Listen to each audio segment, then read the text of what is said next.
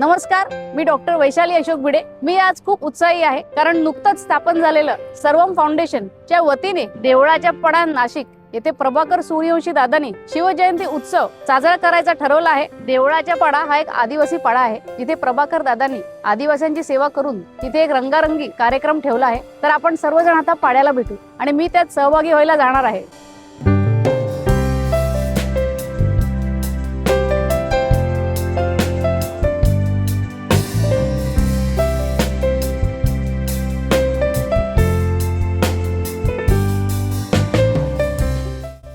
ठीक 7:30 वाजता आम्ही प्रभाकर दादांना मुंबई नाक्यावर भेटलो आणि आम्ही सर्वजण एकत्र देवळाच्या पाड्यावर निघालो. आम्ही आत्ताच प्रभाकर दादाला भेटलो आणि आता आम्ही जात आहोत पाड्याला.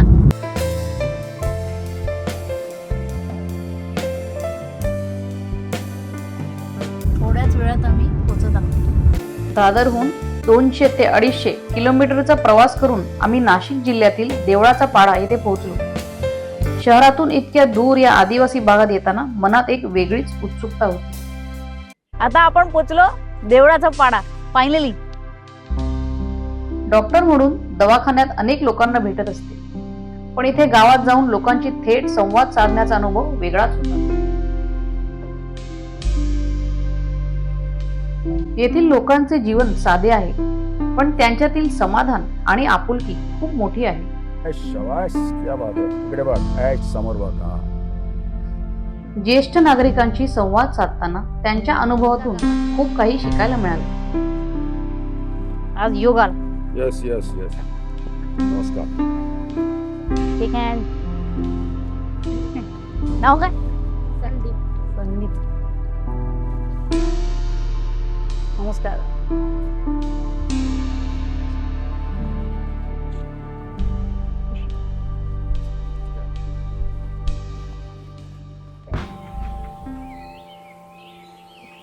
तुमचा उलट खास गौरव करायला हवा.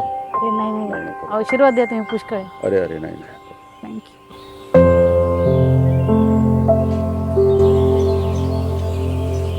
मातीची साधी घरं,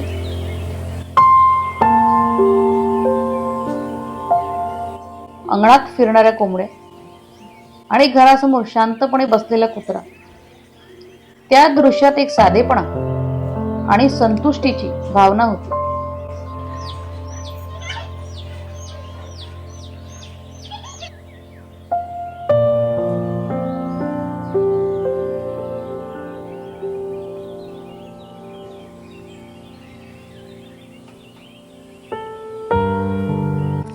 लोकांशी संवाद साधताना त्यांच्या डोळ्यातील विश्वास आणि आपुलकी स्पष्ट जाणवली.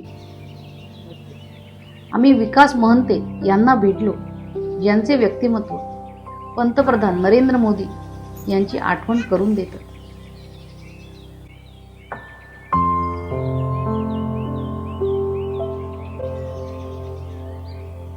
पण त्याहूनही महत्त्वाचे म्हणजे ते सामाजिक जाण असलेले कलाकार आहेत.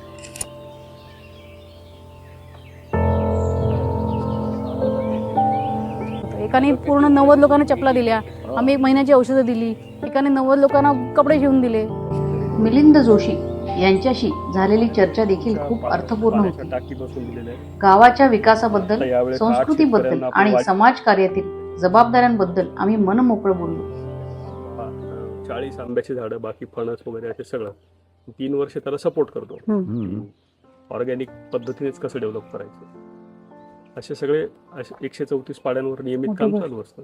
तिकडे जी असोसिएटेड आहे RSS ची, आम्ही तिकडे टीम तयार केली आहे आणि मी डॉक्टर असल्यामुळे अँटी ॲडिक्शनचं लेक्चर तयार केलं. सगळे ॲडिक्शन पसरत आहे ना आता, तर आम्ही आता शाळांमध्ये आमचं एक पहिलं प्रेझेंटेशन झालं. एक दुसरे आहेत त्या ॲक्च्युली IT वाले आहेत, तिसरे आहेत ते पण IT वाले आहेत, एक आर्किटेक्ट आहेत. सगळ्यांनी मिळून आम्ही आता शाळांमध्ये जाऊन वेगवेगळ्या लँग्वेजमध्ये मुलांना ॲडिक्शन, अल्कोहोल, ड्रग्स, आता ड्रग्स जास्ती आहे आणि स्मोकिंग, ही लेक्चर्स चालू केली. आता अनाथ आश्रमात पण मी सुरू करणार आहे, कारण तीच मुलं जास्ती असतात ज्याच्या मागे जातात पुढे, कुठलाही सपोर्ट नसल्यामुळे. त्यामुळे RSS बरोबर मी आत्ताच 1 वर्षभर काम सुरू केलं.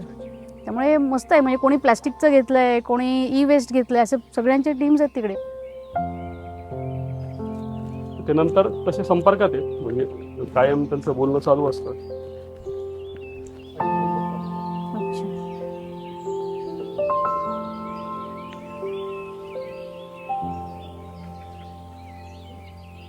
ही घरं वगैरे हे इंडिव्हिज्युअली बांधतात का आपण देतो बांधून?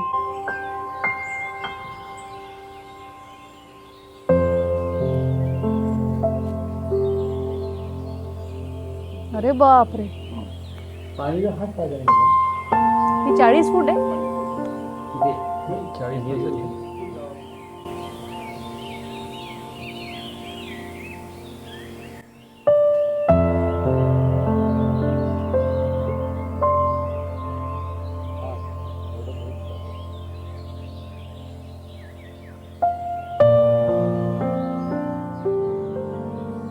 येथील लोकांचे जीवन साधे आहे, पण त्यांच्यातील समाधान आणि आपुलकी खूप मोठी आहे. Okay okay okay.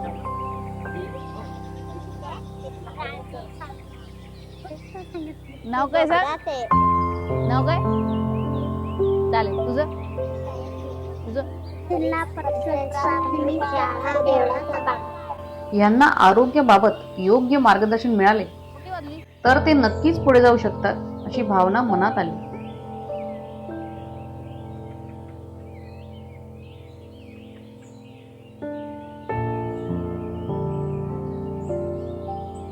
देऊळपाडा गाव सुरुवात जी या पाड्यावरच्या त्या नदीवरच्या पुलाचं निमित्त ठरलं आणि आम्ही इथे आलो आणि त्यानंतर आज सातत्याने 4 वर्ष आपल्याकडे या पाड्यावर कार्यक्रम होत आहेत.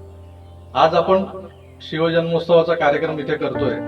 या कार्यक्रमाच्या सुरुवातीला ज्यांचा जन्मोत्सव साजरा होणार आहे त्या छत्रपती शिवाजी महाराजांच्या प्रतिमेचं पूजन आज आपण आपल्या सोबत इथे आवर्जून आलेले आपले जे काही अतिथीगण आहेत त्यांना मी निमंत्रित करतो. त्यांच्या हस्ते हे पूजन होणार आहे. सर्वात प्रथम मी विकासजी महंतेंना वर बोलवतोय व्यासपीठावर. मोदीजी प्रतितेजश असे उद्योगपती, समाजसेवक आणि त्याचसोबत अशा व्यक्तिमत्वाचे धनी की त्यांना पाहिल्यानंतर साक्षात पंतप्रधान नरेंद्र मोदींचा भास व्हावा असे प्रतिमोदी जोरदार टाळ्या.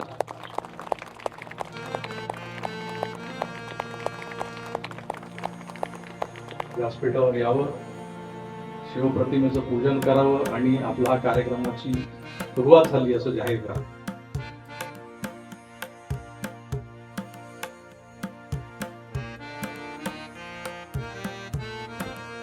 छत्रपती शिवाजी महाराज की जय.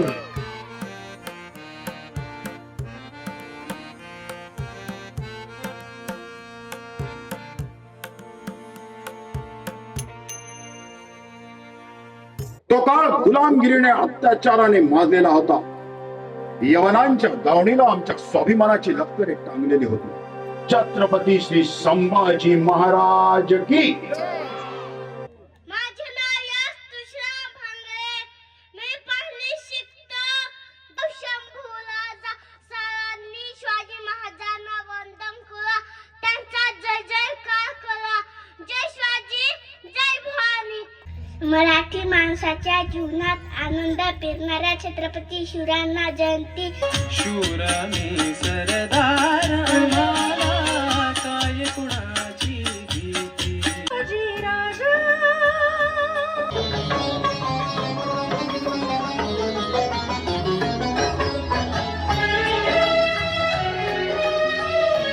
सात लाख ना आणखी वाढले मी काही दिवसात 755. त्याबद्दल तुमचं खूप अभिनंदन. आणखीन ज्या पद्धतीनं त्यांनी स्वतःच्या जीवावरचं दुखण्यात रिसेंटली काढलं, आणखीन त्याच्यानंतर देखील ते अजून डेली वॉक बी काही करत नाहीत. म्हणून मी तुमच्यासोबत मुद्दाम मला बोलायचं आहे हे की तुमच्यापैकी कोणीही त्यांना जेव्हा कधी फोन करेल तेव्हा पहिले विचारा आज चाललात काय म्हणून 40 मिनिटं, तेव्हा ते कुठे चालतील. ते यायला कुठे चारकोप मध्ये अजून ते येऊ का नको चाललंय.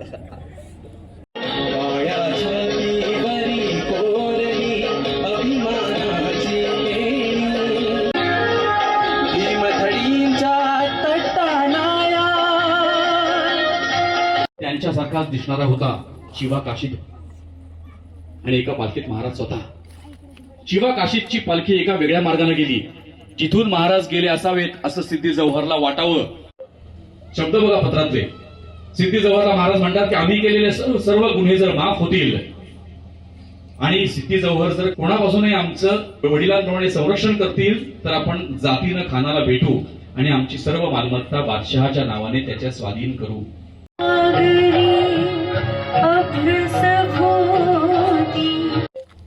कसं छत्रपती शिवाजी महाराजांचं आयुष्य म्हणजे आज देखील तुम्ही बघताय भारतामध्ये विकासजी एका विशिष्ट व्यक्तीच्या पोशाखामध्ये आले त्यांच्या पद्धती. कल्पना करा तेव्हाही चॅनल्स असते तर काय विचारलं असतं त्याने आदिलशहाला जाऊन. तुम्हाला कसं वाटतंय?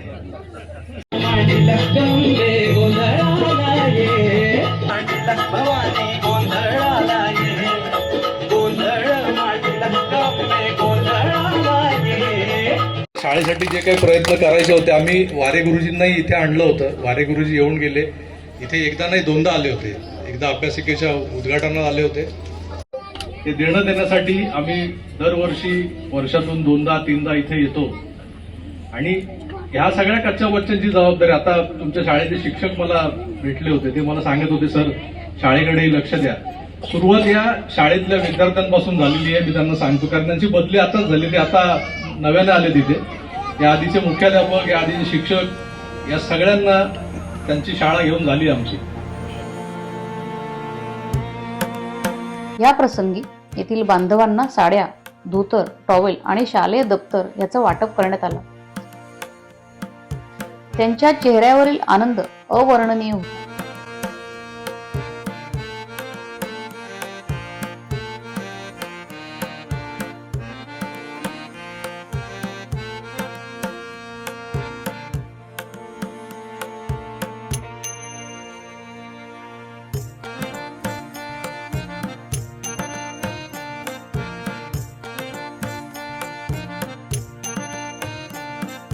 सर्वप्रथम या पाड्याच्या विकासासाठी अहोरात्र परिश्रम घेणारे प्रभाकर दादा यांचे मनापासून कौतुक करते. दुर्गम भागात पूल उभारणे, सौर ऊर्जेची प्रकाश योजना करणे, वाचन संस्कृती वाढावी म्हणून लायब्ररी उभारणे आणि वर्षभर विविध सामाजिक कार्यक्रम राबविणे ही केवळ कामे नसून समाज बांधिलकीची जिवंत उदाहरणं आहेत. यंदा धोतर साडी, शालेय दप्तर वाटपाचा उपक्रमही त्यांच्या संवेदनशीलतेचं प्रतीक आहे. थोडक्यात परिचय देते. मी doctor Vaishali Ashok Bhide, homeopathic doctor असून खाजगी प्रॅक्टिस सोबत सामाजिक आरोग्य सेवेचे कार्य करत आहे. 11 आश्रमांमध्ये वैद्यकीय सेवा सुरू केली आहे. दर रविवारी कुर्ला पश्चिम येथील मा शिला क्लिनिक येथे चॅरिटी ओपीडी घेऊन 50 ते 60 गोरगरीब रुग्णांना मोफत औषधोपचार देत आहे. नवीन डॉक्टरांची पिढी घडवण्याचा प्रयत्न करत आहे. होमिओपॅथिक औषधांवर मी 2 पुस्तकं लिहिली आहेत, ज्यांचे अनावरण महाराष्ट्राचे मुख्यमंत्री यांनी केलं आहे. लवकरच सूर्यवंशी दादा यांच्या मार्गदर्शनाखाली या पाड्यावर चॅरिटेबल होमिओपॅथिक मेडिकल कॅम्प आयोजित करू इच्छिते. आदिवासी बांधवांची सेवा करून समाजाचे देणे फेडण्याचा माझा प्रयत्न असेल आणि जास्तीत जास्त लोकांना या कार्यात जोडण्याचा माझा निर्धार आहे. नव्याने स्थापन केलेले सर्वंभ फाउंडेशनच्या माध्यमातून येथे सातत्याने सामाजिक उपक्रम राबवण्याचा प्रयत्न करणार. आपल्या आशीर्वादाची अपेक्षा ठेवते. मला जेवढे शक्य आहे तेवढे मी इथे आयोजित होणाऱ्या पुढील कार्यांसाठी नक्की योगदान देईन. ही मदत नसून माझे कर्तव्य आहे असं मला वाटतं. आपण सर्वांनाही अशाच भावनेने हातभार लावला तर या पाड्यावर राहणाऱ्या आपल्या माणसांचे जीवन नक्कीच बदलून जाईल, हा माझा विश्वास आहे. येथे उपस्थित सर्व नागरिकांना विनंती करते की प्रभाकर सूर्यवंशी दादा यांच्या कार्यात सक्रिय सहभाग घ्यावा. त्यांच्या 7.5 लाख सबस्क्रायबर असलेल्या आकार DG9 चॅनलच्या माध्यमातूनही सर्वांनी या सेवा कार्यात सहभागी व्हावे. आजच्या पवित्र शिवजयंती निमित्त सर्व शिवप्रेमींना हार्दिक शुभेच्छा. महाराजांचे कार्य केवळ स्मरणात न ठेवता आचरणात आणणे हीच खरी जयंती साजरी होय. समाजासाठी निस्वार्थ भावनेने काम करणाऱ्या प्रभाकर दादा आणि त्यांच्या सौभाग्यवतींचा यावेळी शाल व देवीची प्रतिमा देऊन सत्कार करण्यात आला. त्यांच्या कार्याला खरंच मानाचा मुजरा.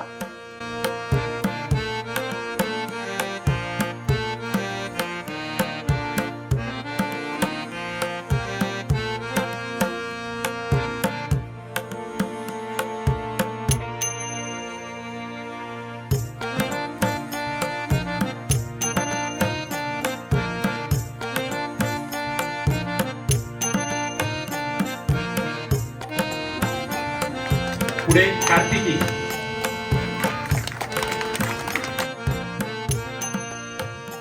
कार्यक्रम संपताच आम्हाला भूक लागली.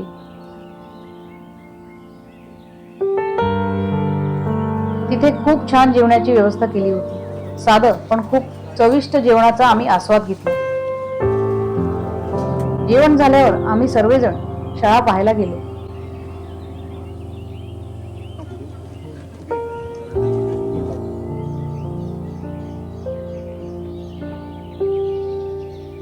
देवळाच्या पाड्यावरचा शिवजयंती महोत्सव उत्साहात साजरा झाला. पुन्हा एकदा पाड्यावर जायचा बेत नक्की. सूर्यवंशी दादांना हार्दिक शुभेच्छा आणि खूप खूप धन्यवाद. हा प्रवास केवळ काही किलोमीटरचा नसून मनाला स्पर्श करणारा आणि समाधान देणारा होता. पुन्हा येथे येण्याची इच्छा नक्कीच आहे.